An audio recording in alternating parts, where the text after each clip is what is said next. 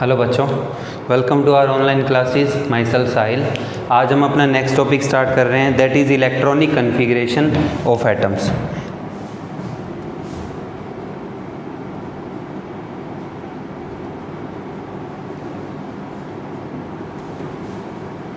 Electronic configuration of atoms. देखो, last time हमने पढ़ा था कि इलेक्ट्रॉनिक कन्फिग्रेशन करने के, इलेक्ट्रॉनिक कन्फिग्रेशन का मतलब है फिलिंग ऑफ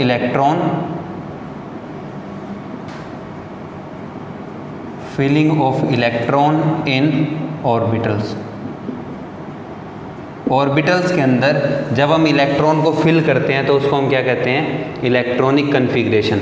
और हमने ये पढ़ा था फिलिंग के लिए 3 रूल लगाते हैं हम। For filling we use 3 laws.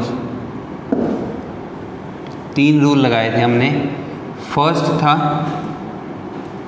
हमारे पास अबव प्रिंसिपल,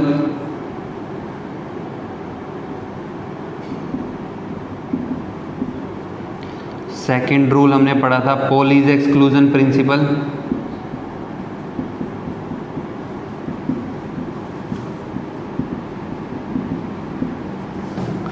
थर्ड रूल हमने पढ़ा था Hund's rule of maximum multiplicity.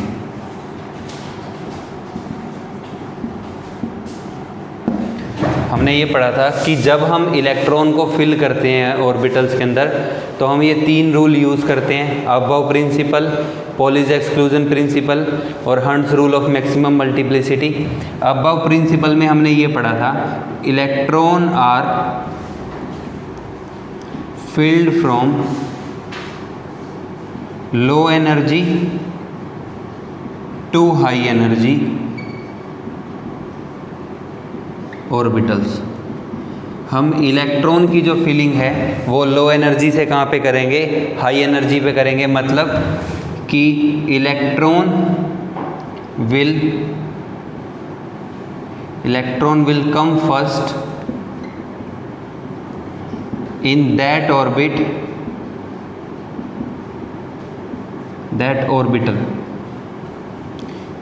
orbital which has less energy। ठीक है। उसके बाद पॉलीज एक्सक्लूजन प्रिंसिपल में हमने ये पढ़ा था कि इन एन ऑर्बिटल,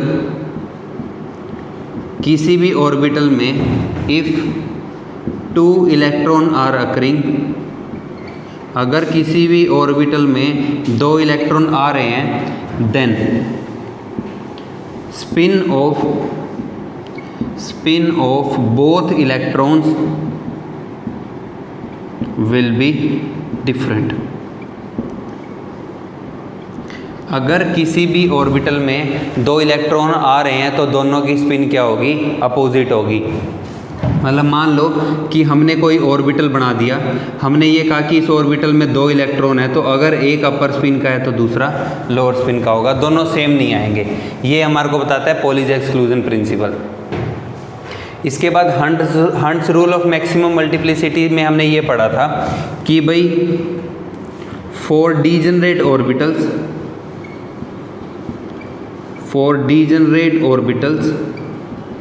डीजनरेट का मतलब होता है ऑफ इक्वल एनर्जी, और इसको आप ऐसे भी स्पेसिफाई कर सकते हो of 1 subshell.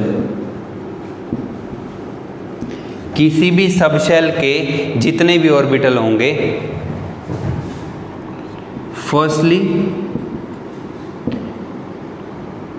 They are half filled. Half filled का मतलब क्या होता है? Only 1 electron.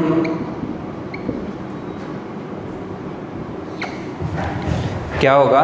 For degenerate orbitals, degenerate का मतलब है इक्वल एनर्जी के, और इक्वल एनर्जी के कौन से होंगे? किसी भी एक सबशेल के। तो किसी भी एक सबशेल के जितने ऑर्बिटल हैं पहले वो क्या होंगे? हाफ फील्ड होंगे, and then and then pairing will occur, और फिर क्या होगा, उसमें पेयरिंग होगी। ठीक है, जैसे हमने पी का एग्जाम्पल लिया था, तो पी सब शेल में 3 ऑर्बिटल आते हैं, तो पहले इन तीनों में एक एक इलेक्ट्रॉन आएगा। अगर चौथा इलेक्ट्रॉन भरना है तो फिर वो यहाँ आके पेयरिंग करेगा। ठीक है, तो ये 3 इलेक्ट्रॉन के लिए ये रूल होगा। ठीक है, अगर आप इसको ऐसे भर देते हो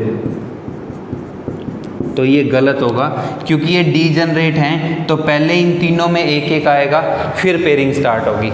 तो ये 3 रूल आपने ध्यान रखने हैं। इन 3 रूल्स को यूज़ करके अब हम इलेक्ट्रॉनिक कन्फिग्रेशन बनाएंगे, और इलेक्ट्रॉनिक कन्फिग्रेशन में कैसे फिलिंग होगी वो आप देखो।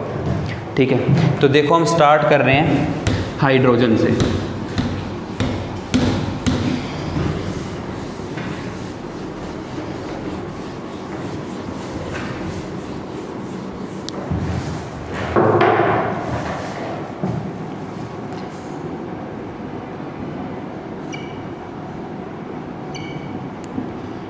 हाइड्रोजन के लिए देखो, हाइड्रोजन ऐसे होता है H11, इसमें प्रोटॉन एक है, प्रोटॉन प्लस न्यूट्रॉन भी एक है, न्यूट्रॉन 0 होता है, इलेक्ट्रॉन 1 होता है, क्योंकि न्यूट्रल है तो जितने प्रोटॉन होंगे उतने इलेक्ट्रॉन होंगे। ठीक है, हमने जो सीक्वेंस है वो ये बनाया था, 1s, उसके बाद क्या आता है 2s, उसके बाद क्या आता है 2p। ठीक है, तो अब पहला इलेक्ट्रॉन देखो, ये एक ऑर्बिटल है, अब पहला इलेक्ट्रॉन किस में आएगा, 1s में, क्योंकि s में 2 आ सकते हैं, अभी तो एक ही है, तो यहाँ क्या आ जाएगा 1s1। और फॉर हाइड्रोजन तो हमने ये पढ़ा था, ये एक्सेप्शन थी, क्योंकि एक्सेप्शन ये है कि भाई हाइड्रोजन का एक ही शेल चलता है, अगले शेल भरे ही नहीं जाते तो उनको वो छिड़ेंगे ही नहीं, उनकी स्प्लिटिंग ही नहीं होगी। तो ये आपने ध्यान रखना है कि हाइड्रोजन की जो कन्फिग्रेशन है वो क्या होगी, 1s1। ठीक है, ऐसे ही अगर आप हीलियम के लिए करते हो तो हीलियम 2-4, प्रोटॉन 2 हैं, इलेक्ट्रॉन भी 2 होंगे। अब 1s क्या है, ऑर्बिटल, और ऑर्बिटल के अंदर मैक्सिमम क्या हो सकते हैं, 2 इलेक्ट्रॉन, तो वो दोनों किस में आ रहे होंगे, 1s में। ठीक है, तो हीलियम की जो इलेक्ट्रॉनिक कन्फिग्रेशन है वो ये बनेगी। अब इसके बाद अगर हम लिथियम के लिए देखें तो लिथियम जो है ये होता है 3-7। तो अब प्रोटॉन 3 है, यहाँ से पता लगेगा प्रोटॉन 3 है, तो इलेक्ट्रॉन भी 3 होंगे। ठीक है, अब सीक्वेंस क्या है, पहले आता है 1s, फिर क्या आता है 2s, फिर क्या आता है 2p। अब s में कितने इलेक्ट्रॉन आते हैं, 2, तो हमने 2 इलेक्ट्रॉन यहाँ भर दिए। अब 3 है टोटल, 1 बच गया ना, तो तीसरा इलेक्ट्रॉन किस में जा रहा होगा, 2s में, तो कन्फिग्रेशन क्या हो जाएगी, 1s2 2s1। This is the configuration of lithium. p में है नहीं तो आप ऐसे भी लिख सकते हो 2p0। ठीक है, अब बेरिलियम के अंदर चौथा इलेक्ट्रॉन यहाँ पे आएगा। मान लो कि बोरोन है, बोरोन का एटॉमिक नंबर 5 होता है, ये 10 है, तो प्रोटॉन 5 है, इलेक्ट्रॉन भी 5 है, कन्फिग्रेशन करें 1s 2s, उसके बाद क्या आएगा 2p। अब भाई s में कितने इलेक्ट्रॉन आते हैं, 2, तो दोनों इलेक्ट्रॉन हमने यहाँ भर दिए, टोटल 5 हैं, 2 यहाँ आ गए, ये भी s है, इसमें भी 2 आएंगे, 4। अब 4 हमने भर दिए, 1 बच गया, टोटल 5 थे ना, तो अब वो 5वां इलेक्ट्रॉन किस में जा रहा होगा, p में। तो जो बोरोन है इसकी इलेक्ट्रॉनिक कन्फिग्रेशन क्या बनेगी, 1s2 2s2 2p1।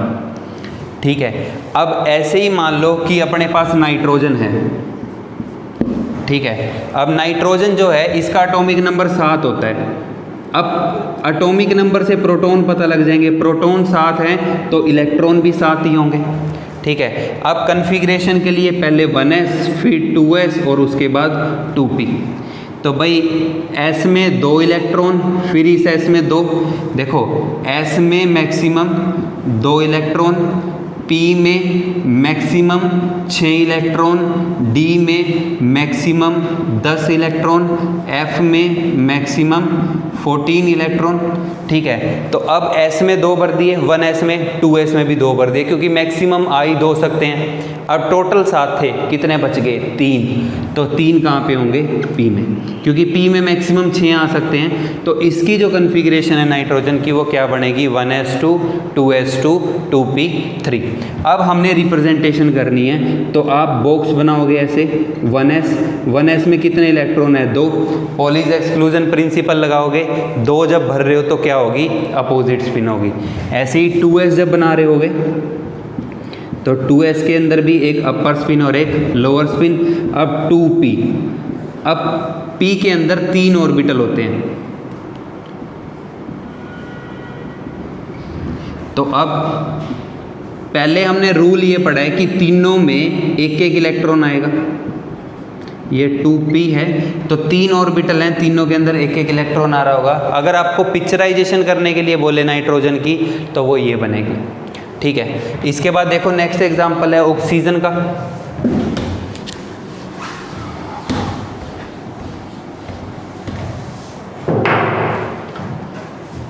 Oxygen 816, proton 8 हैं, इलेक्ट्रॉन भी 8 ही होंगे। तो पहले 1s इसमें 2, फिर 2s इसमें 2, फिर 2p, 2 और 2 4, टोटल 8 थे तो p में कितने बचेंगे? 4। कन्फिग्रेशन क्या बनेगी? 1s2 2s2 2p4। पिक्चराइजेशन करने के लिए कहे तो 1s में 2 आ गए, फिर 2s में 2 आ गए, अब 2p। अब 2p के अंदर 4 भरने हैं। रूल हंट्स रूल लगाएंगे तो पहले तीनों में एक एक एक एक एक। अब ये रूल ये कहता था कि पहले मैक्सिमम अनसर्टेनिटी होगी, मतलब सारे के सारे हाफ फील्ड होंगे, इसके बाद पेयरिंग होगी। तीनों में एक एक भर दिया, फिर यहाँ पे पेयरिंग करानी है। तो ऑक्सीजन की जो कन्फिग्रेशन है वो ये बनानी है आपने। ठीक है, पिक्चराइजेशन करने के लिए कहे तो ये, अदरवाइज आप ये लिख सकते हो। ठीक है, अब इसके बाद ये सीक्वेंस जो है आप ऐसे ही चला सकते हो। तो 2s भर जाएगा, 2p भर जाएगा, 2p के बाद क्या आएगा? 3s 3p। अब हम शुरू करते हैं कन्फिग्रेशन। मैं मान लो कि कन्फिग्रेशन शुरू कर रहा हूँ पोटाशियम के लिए। पोटाशियम है 19 39। तो भाई प्रोटॉन कितने हैं इसमें? 19। तो इलेक्ट्रॉन भी कितने होंगे? 19 होंगे। ठीक है, अब सीक्वेंस बनाते हैं। पहले 1s, फिर 2s, फिर 2p। 2p के बाद क्या आएगा? 3s, फिर क्या आएगा? 3p। फिर हमने पढ़ा था कि फिर क्या आता है? 4s आता है। अब देखो 2 इलेक्ट्रॉन यहाँ पे, 2 इलेक्ट्रॉन यहाँ पे, 2 और 2 4, क्योंकि s में मैक्सिमम 2 आ सकते हैं, p में मैक्सिमम 6 आ सकते हैं। तो 2 और 2 4, 6 यहाँ पे आ जाएंगे, 10।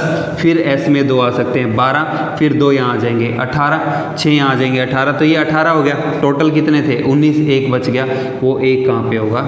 इसमें। ठीक है, तो ये इलेक्ट्रॉनिक कन्फिग्रेशन बन जाएगी किसकी? पोटाशियम की। अब देखो हमारे पास नोबल गैसेज हैं। एक तो हीलियम है 2 4, एक हमारे पास नियोन है 10, एक ऐसे ही आर्गन है 18, क्रिप्टॉन है 36, जीनोन है 54, उसके बाद रेडोन है 86। ठीक है, ये चलता रहता है सीक्वेंस। तो अब ये रेडियो एक्टिव है तो यहीं तक यूज़ करते हैं। अब देखो यहाँ तक 18 आते हैं इलेक्ट्रॉन, मतलब यहाँ पे नोबल गैस कन्फिग्रेशन है। तो कन्फिग्रेशन लिखने का ये तरीका भी हो सकता है कि भाई ये 18 कन्फिग्रेशन किसकी होगी? आर्गन की। तो भाई आर्गन का मतलब 18 है। ठीक है, 18 इलेक्ट्रॉन आ चुके हैं, और यहाँ पे क्या है कि ये 3p आ चुका है पूरा। अब क्या बनेगा? फिर 4s। तो आप भाई इसकी कन्फिग्रेशन ऐसे भी लिख सकते हो। ठीक है, अब इसके बाद फिर कैल्शियम 20 होता है तो क्या बनेगा? आर्गन 18, उसके बाद क्या आ जाएगा? 4s2। ठीक है, यहाँ तक 20 हो गया। अब देखो इसके बाद, अब 20 के बाद हमने आगे शुरू करनी है कन्फिग्रेशन। तो हम शुरू कर रहे हैं एटॉमिक नंबर 21। अब देखो 21 जो है वो होता है स्कैंडेनियम का 21। तो प्रोटॉन 21 है, इलेक्ट्रॉन भी 21 ही होंगे। ठीक है, अब फिर 1s 2s 2p 3s 3p 4s। अब 4s के बाद क्या आता है 3d, 4p नहीं आएगा, पहले क्या आएगा 3d। तो 2 4 6 यहाँ पे 10, 2 12, 6 18, 2 20, 20 तक यहाँ पे आ चुके थे, वो हमने कर लिया था 20 तक। अब 21वां जो इलेक्ट्रॉन है वो किस में जा रहा होगा, डी में। तो ये क्या बन जाएगी, इलेक्ट्रॉनिक कन्फिग्रेशन ऑफ स्कैंडियम। तो 18 तक क्या लिखते हो, आर्गन। इसके बाद 3d1 4s2। देखो s भरा तो पहले जाता है, लेकिन कन्फिग्रेशन में कई बार ही रिप्रेजेंटेशन करते हुए ये बाहर की तरफ भी लिखते हैं, भाई ये d में भरा जा रहा है इलेक्ट्रॉन, ठीक है। तो ये इलेक्ट्रॉनिक कन्फिग्रेशन हो सकती है किसकी, स्कैंडियम की। इसके बाद आप स्कैंडियम के बाद आगे बढ़ सकते हो। देखो एटॉमिक नंबर है 24, आपको ये ध्यान रखना है कि एटॉमिक नंबर 24 के ऊपर रूल टूटता है, ठीक है। जो ये क्रोमियम है 24, ये एक्सेप्शनल केस है।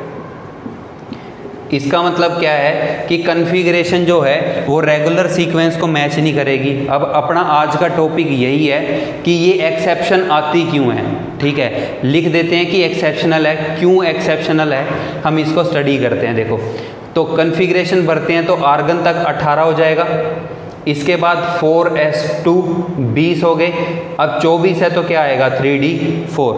तो होनी तो कन्फिग्रेशन ये चाहिए अकॉर्डिंग टू रूल, बट ये कन्फिग्रेशन नहीं होती, ठीक है। इसकी देखो कन्फिग्रेशन क्या होगी, कन्फिग्रेशन बनती है आर्गन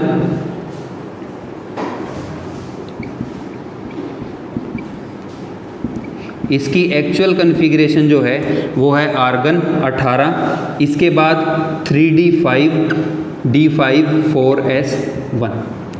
जो ये s का एक इलेक्ट्रॉन है ये d के अंदर चला जाता है, तो जो हमारे पास कन्फिग्रेशन होगी एक्चुअल क्रोमियम की वो आ रही होगी आर्गन 3d5 4s1। अब देखो ये कन्फिग्रेशन क्यों होती है, क्यों ये एक्सेप्शनल बिहेवियर शो करता है, हम पहले इसको स्टडी करते हैं।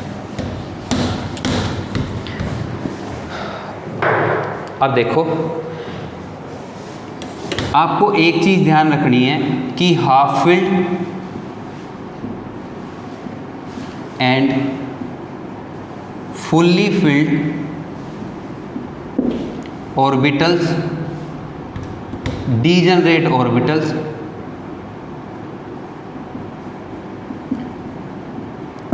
जो डीजनरेट ऑर्बिटल हैं जब ये हाफ फील्ड होते हैं या फुल्ली फील्ड होते हैं, leads to stability of compound, leads to stability of atom, लिख लो leads to stability of atom. भाई हाफ फील्ड कन्फिग्रेशन हो या फुल्ली फील्ड कन्फिग्रेशन हो डीजनरेट ऑर्बिटल की, तो ये लीड करती है किसको, स्टेबिलिटी ऑफ एटम को। तो अब आप सोच के देखो, जब हम क्रोमियम की कन्फिग्रेशन ये लिख रहे थे आर्गन 4s2 3d4, तो जब हम d बना रहे थे, d में कितने ऑर्बिटल होते हैं 5, तो 1 2 3 4, ठीक है। अगर ये कन्फिग्रेशन है तो ये बनता है, ठीक है। और अगर हमने कन्फिग्रेशन जो नीचे लिखी है एक्चुअल, तो वो क्या होगी आर्गन 3d5 4s1। तो देखो इस केस में क्या होगा, d में अब 5 हैं, तो 1 2 3 4 5, यहाँ पे क्या है हाफ फील्ड कन्फिग्रेशन। तो पॉइंट ये है भाई कि जो हाफ फील्ड और फुल्ली फील्ड कन्फिग्रेशन है ये एटम को क्या कर देती है, स्टेबल। तो due to that stability, due to that extra stability, chromium will show that exceptional configuration. तो ये आपको ये चीज़ ध्यान रखनी है कि ये एक्सेप्शनल कन्फिग्रेशन किस वजह से होती है, एक तो ये है, ठीक है, पॉइंट। अब आपको ध्यान रखना है ये कन्फिग्रेशन आप क्रोमियम की नहीं लिखोगे, ये लिखोगे। रीज़न कोई पूछे तो हमेशा रीज़न यही बताना है कि हाफ फील्ड कन्फिग्रेशन होती है, हाफ फील्ड कन्फिग्रेशन की वजह से क्या हो जाता है, स्टेबिलिटी। एक और होता है फैक्टर जो हाफ फील्ड कन्फिग्रेशन को स्टेबल करता है। देखो सेकंड कंसेप्ट है concept of exchange energy, concept of exchange energy explaining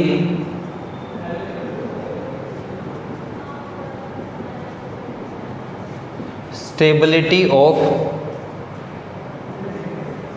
half-filled and fully filled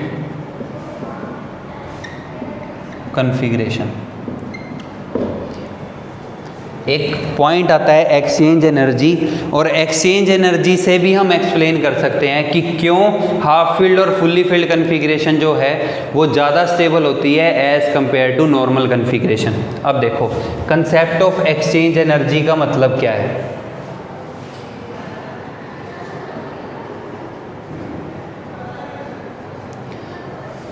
देखो एक्सचेंज एनर्जी जो है ये वो अमाउंट ऑफ एनर्जी है, amount of energy which is lost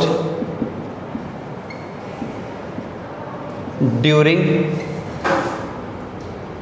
exchange of electron, वो अमाउंट ऑफ एनर्जी जो loss होगी कब, जब एक्सचेंज होगा किसका, इलेक्ट्रॉन का विद इन डीजनरेट ऑर्बिटल्स।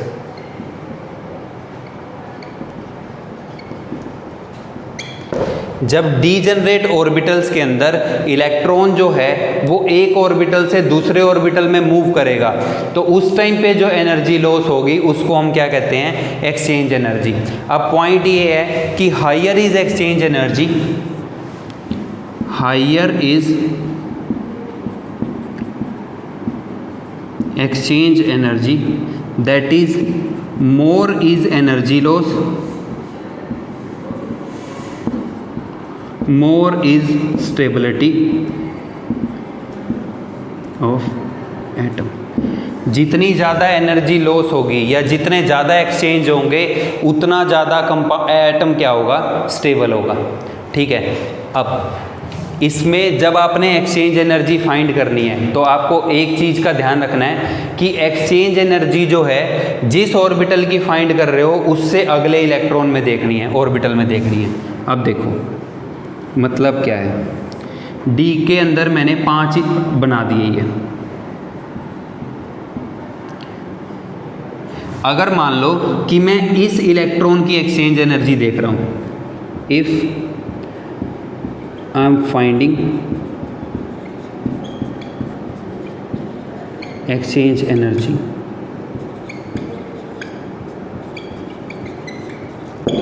इसकी अगर एक्सचेंज एनर्जी देख रहा हूं तो मैंने इससे ऊपर देखने हैं कि ये कितने एक्सचेंज कर सकता है। ठीक है, इससे ऊपर ये 2 एक्सचेंज कर सकता है, इसके साथ अपने आप को एक्सचेंज कर सकता है या इसके साथ। तो ये वाला जो इलेक्ट्रॉन है ये क्या कर सकता है, मैक्सिमम 2 एक्सचेंज कर सकता है, मैक्सिमम 2 एक्सचेंज कर सकता है। अब आ जाओ अगले इलेक्ट्रॉन पे। भाई ये जो इलेक्ट्रॉन है, ठीक है, तो ये किसके साथ एक्सचेंज कर सकता है, इसके साथ। आपको एक चीज़ का ध्यान रखना है कि जब आप एक्सचेंज एनर्जी फाइंड कर रहे हो तो आपको ऊपर वाले ऑर्बिटल के इलेक्ट्रॉन का एक्सचेंज करना है, इससे पीछे वाले का नहीं करना। Exchanges are seen only for orbitals on right side. जो ऑर्बिटल राइट साइड पे होंगे सिर्फ उन्हीं के एक्सचेंज देखने हैं। तो अब इसके राइट साइड पे ये है, ठीक है, तो भाई ये कितने एक्सचेंज कर सकता है, only 1 exchange.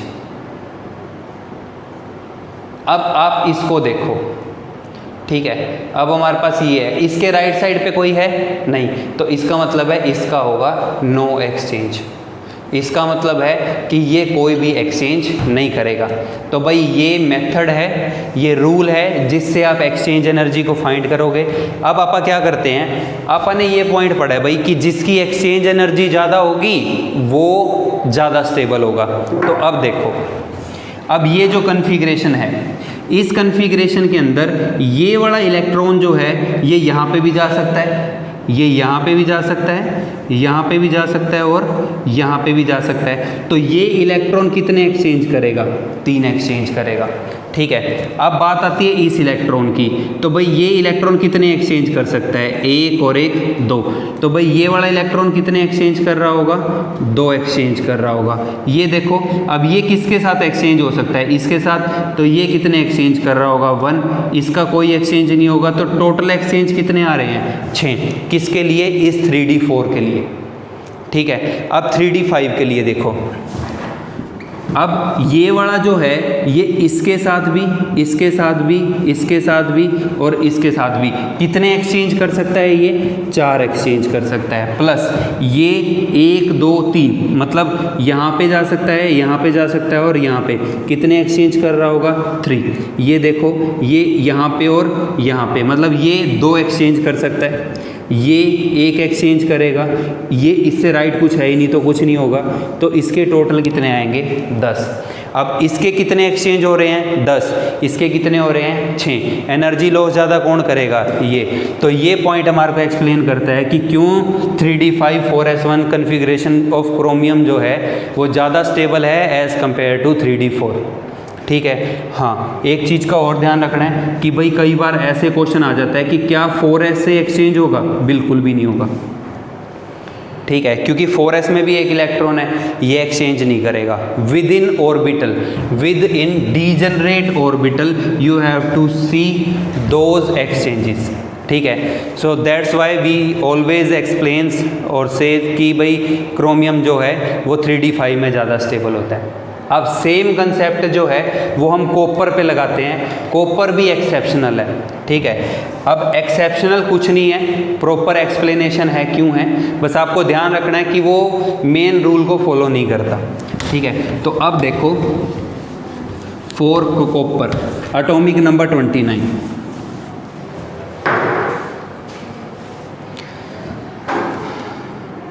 atomic number 29, protons are 29, electrons are also 29.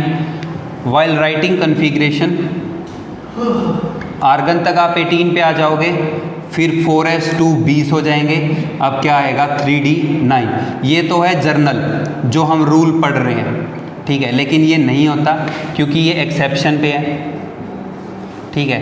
अब एक्चुअल कन्फिग्रेशन क्या होती है,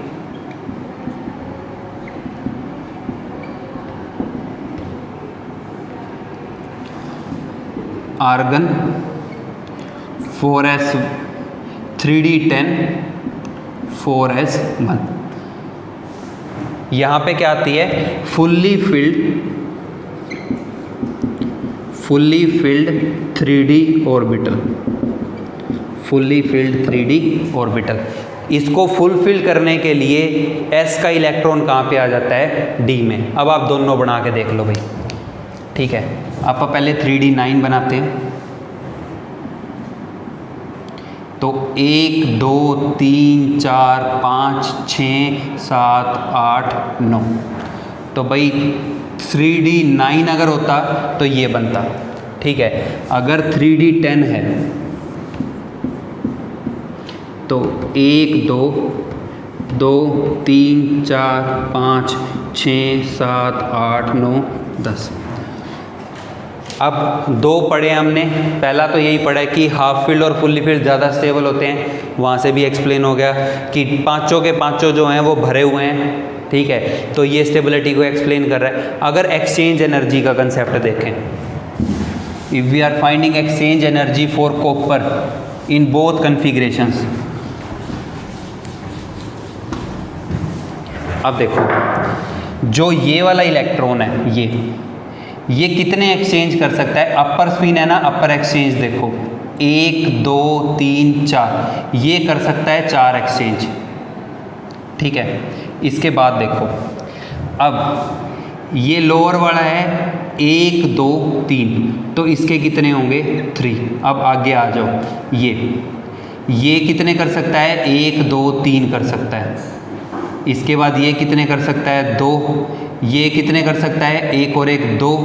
ये कितना कर सकता है, 1 एक्सचेंज कर सकता है। ठीक है, ये सिर्फ यहीं एक्सचेंज कर सकता है। ये अब ये वाला 1 एक्सचेंज करेगा और इन दोनों के लिए क्या आएगा, 0। तो टोटल देख लो 7 10 12 14 और 2 16। तो यहाँ पे कितने एक्सचेंज आ रहे होंगे 16। अब इसमें देखो ये कितने कर सकता है 1 2 3 4, ये 4 कर सकता है, ये 1 2 3 4, ये भी 4 कर सकता है, तो 4 × 2 प्लस ये कितने कर सकता है, ये 1 2 3, ऐसे ही नीचे वाला भी, तो 3 × 2 प्लस यहाँ पे ये 2 एक्सचेंज कर सकता है, नीचे वाला भी 2 करेगा तो 2 × 2, यहाँ पे 1, ये 1 कर सकता है, ये भी 1 कर सकता है, तो 1 × 2, ये कहीं एक्सचेंज नहीं कर सकते आगे, तो 0 8 और 6 14, 2 16 और 2 18, 8 और 6 14 और 4 18 और 2 20, तो टोटल आएगा 20। अब इसके नंबर ऑफ एक्सचेंज ज़्यादा हैं तो स्टेबिलिटी ऑफ कॉन्फ़िगरेशन भी ज़्यादा होगी, तो इसलिए हम कहते हैं कि जो कॉपर है इसकी ये जो कॉन्फ़िगरेशन है ये ज़्यादा स्टेबल होती है। ठीक है, तो ये कुछ बेसिक पॉइंट है कॉन्फ़िगरेशन के अंदर। इसके बाद आपको 2 पॉइंट और ध्यान रखने हैं। ठीक है, अब देखो की और एक्सेप्शन कहाँ पे बनेगी। अब इसके बाद नेक्स्ट एक्सेप्शन जो है वो बनती है एटॉमिक नंबर 57 पे।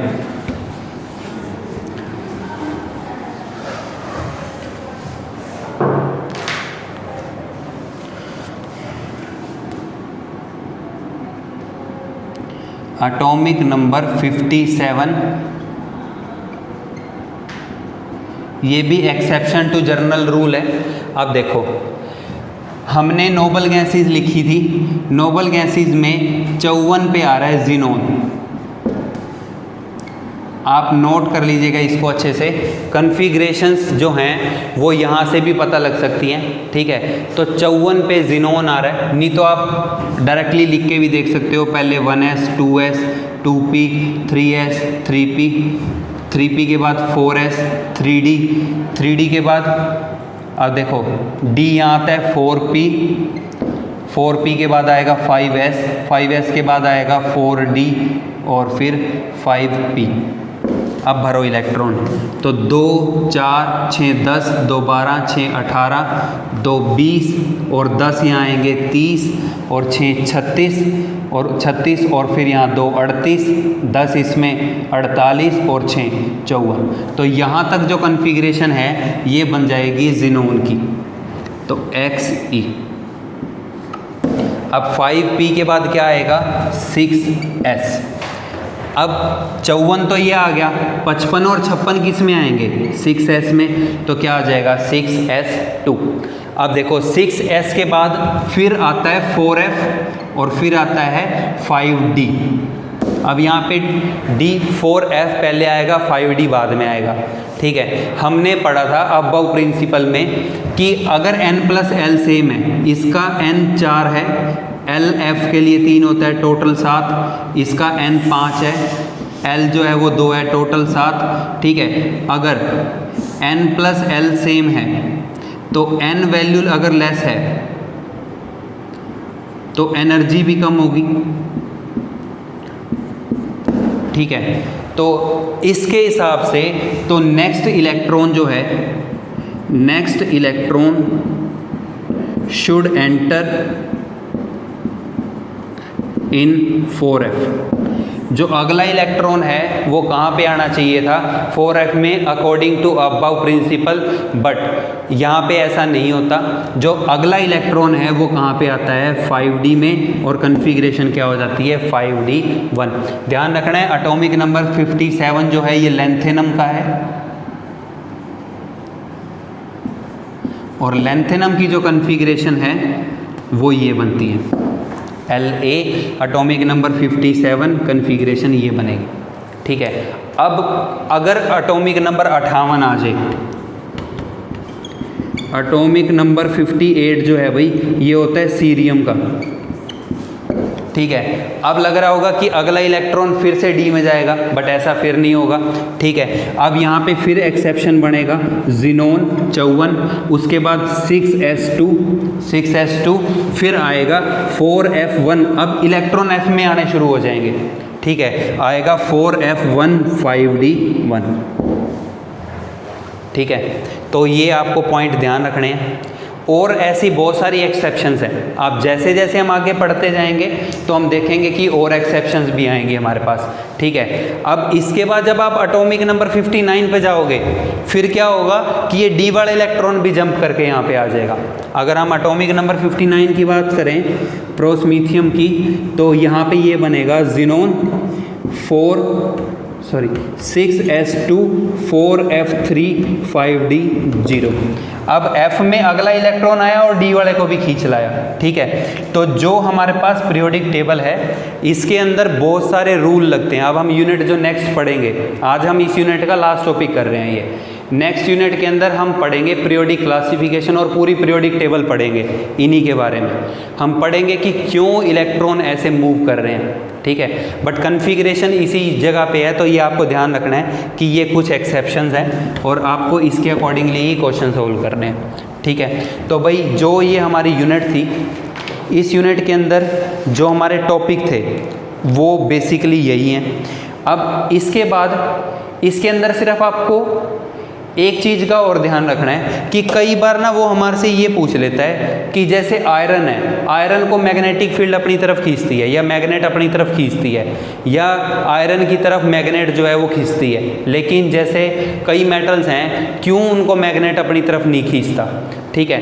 तो क्वेश्चन जो है वो ऐसे हो सकता है कि एक टर्म आती है मैग्नेटिक बिहेवियर।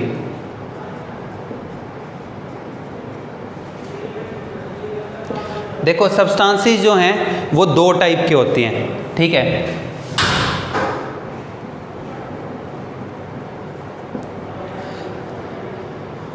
एक तो होते हैं paramagnetic substance, paramagnetic substances. Paramagnetic का मतलब होता है वो सब्सटेंसेस जिनको मैग्नेटिक फील्ड अपनी तरफ खींचती है या जिनको मैग्नेट अपनी तरफ खींचता है। substances which are attracted in magnetic field, जिनको मैग्नेटिक फील्ड अपनी तरफ खींचती है उन सब्सटेंसेस को हम क्या कहते हैं, पैरामैग्नेटिक सब्सटेंसेस। अब पता कैसे लगता है, पता लगता है कन्फिग्रेशन से। इफ एनी सब्सटेंस, अगर किसी भी सब्सटेंस के पास has, if any substance has unpaired electron और हाफ फील्ड ऑर्बिटल,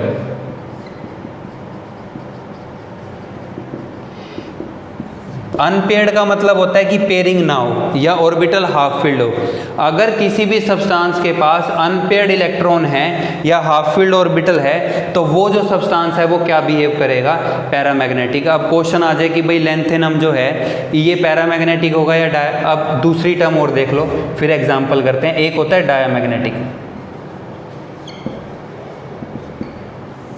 डायामैग्नेटिक का मतलब है which are not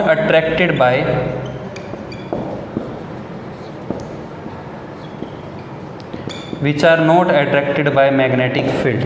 और डायमैग्नेटिक किस कौन से होते हैं, जिनमें सभी इलेक्ट्रॉन पेयर्ड हो, ऑल इलेक्ट्रॉन पेयर्ड, ठीक है। इस पे से ना बहुत फेमस सा क्वेश्चन आता है कि भाई आयरन को तो मैग्नेटिक फील्ड या मैग्नेट अपनी तरफ खींचती है लेकिन जिंक को नहीं खींचती। तो आप आयरन का एटॉमिक नंबर लिख के देख लो। आयरन जो है इसका एटॉमिक नंबर होता है 26। अब 26 कैसे भरोगे, आर्गन पे आ गया 18, उसके बाद 4s2 आ गया 20, उसके बाद क्या आएगा 3d6। तो भाई अब आप पिक्चराइजेशन करके देखो 3d6 को, तो 1 2 3 4 5 6, यहाँ पे क्या है, 4 अनपेयर्ड इलेक्ट्रॉन हैं। अब इसके पास 4 अनपेयर्ड इलेक्ट्रॉन है तो इसका मतलब है कि आयरन क्या है, पैरामैग्नेटिक है,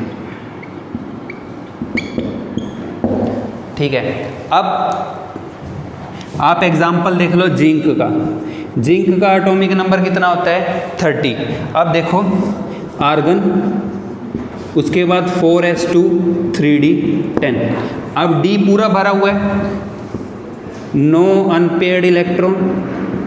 अगर इसमें अनपेयर्ड इलेक्ट्रॉन ही नहीं है तो फिर बिहेवियर क्या आएगा, डायमैग्नेटिक। तो इसलिए हम कहते हैं कि आयरन को इसलिए मैग्नेट अपनी तरफ खींचती है, जिंक को इसलिए अपनी तरफ नहीं खींचती क्योंकि उसके पास इलेक्ट्रॉन ही नहीं बचता। ठीक है, तो ये आपका टॉपिक था। ठीक है, ये जो हमारी यूनिट थी ये यहाँ पे समअप होती है भाई, ये जो यूनिट है ये कंप्लीट हो गई है। अब आप इसको पढ़ के रिवाइज करो, हम नेक्स्ट टाइम जो है वो हमारा नेक्स्ट टॉपिक स्टार्ट करेंगे। Thank you.